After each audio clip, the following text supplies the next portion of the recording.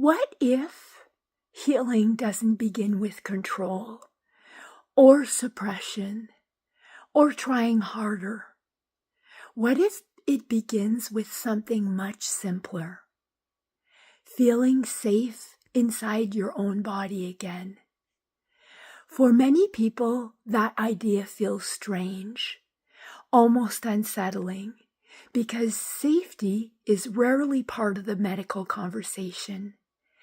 It can sound vague, secondary, even irrelevant when symptoms are loud, persistent, and real.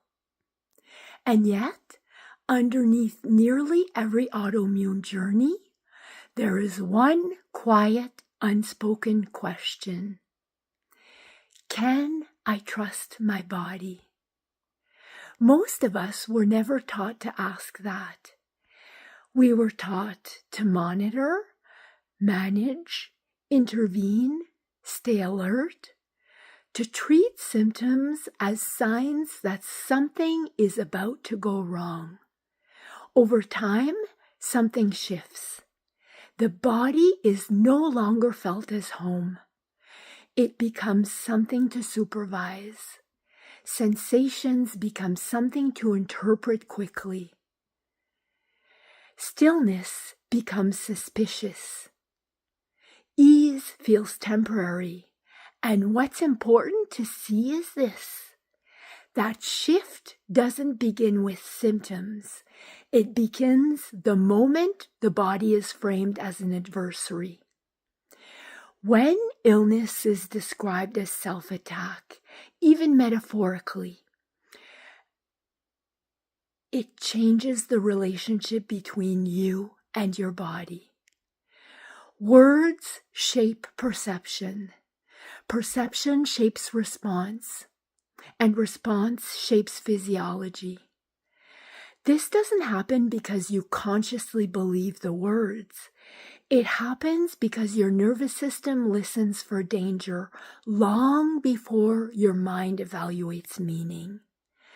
So if something in you has been bracing, tightening, watching, preparing, this isn't a failure of resilience.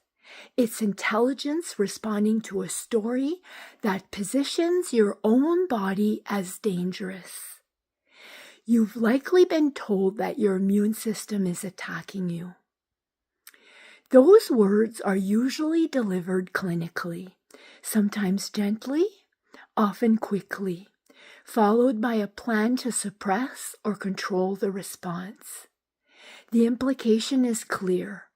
Even when it isn't said, something inside you has gone wrong.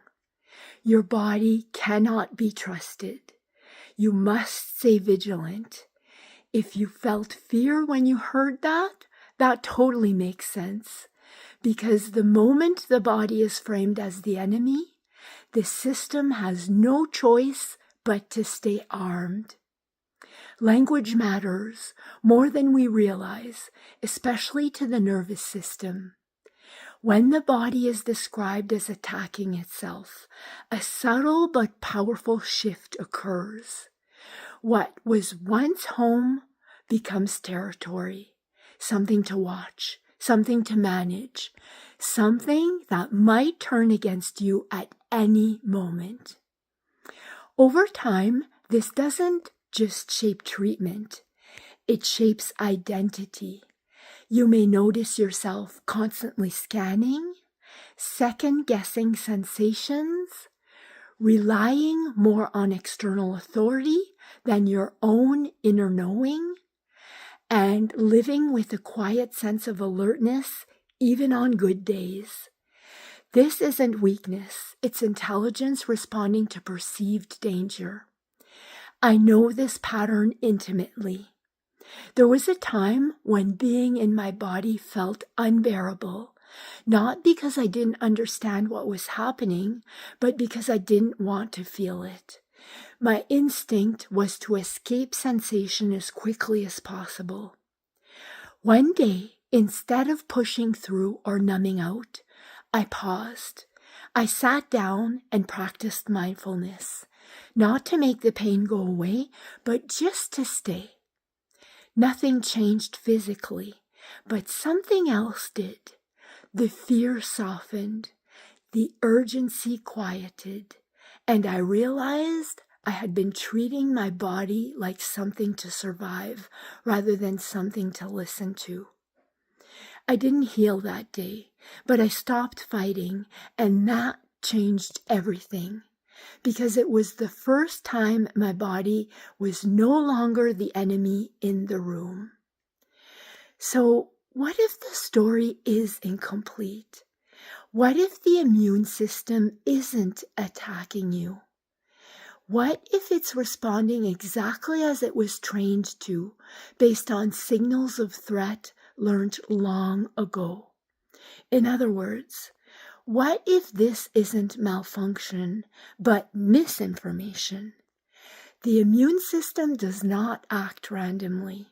It is exquisitely responsive to perception, especially perception related to safety.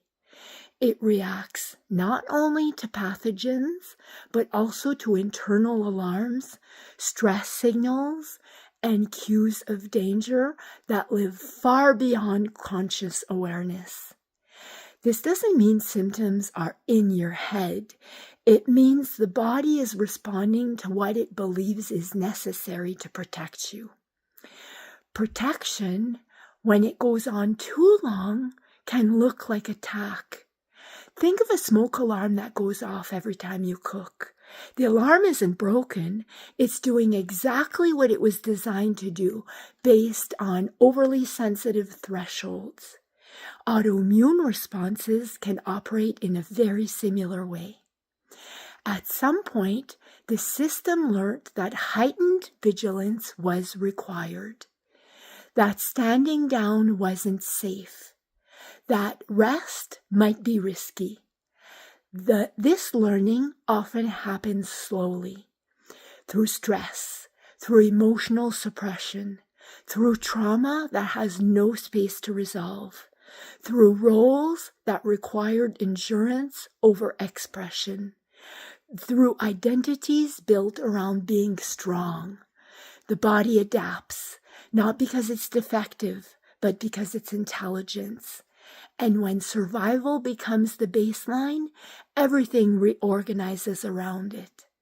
From the outside, it looks like malfunction, but from the inside, it looks like a system that never received the message, the danger has passed. And here's the part that matters. If the body believes it is protecting you, then fighting or controlling it can actually reinforce the pattern. Suppression can reduce symptoms, and sometimes it's necessary. But suppression alone doesn't teach safety. And without safety, the system stays alert. This is why so many people cycle through strategies, always adjusting, always monitoring, without ever feeling truly at ease in their bodies again. Not because they haven't tried hard enough, because the story guiding the response never changed. So what if we began somewhere else? What if instead of asking, how do I stop my body from doing this, we ask, what did my body learn that made this necessary? That question alone changes the tone of the relationship between you and your body. It moves you out of war and into inquiry, out of blame and into understanding, out of fear and towards possibility. Understanding this can bring relief, but insight alone doesn't recalibrate a system that has learned in survival for years. The body doesn't change because it understands something. It changes when it experiences something different, and that experience begins with safety. Safety is not a thought, it is a physiological state. If your immune system has been protecting you, Your body is not broken, but changing how protection shows up requires more than willpower or positive thinking. It begins with reestablishing trust from the inside out, and that is where the real work begins.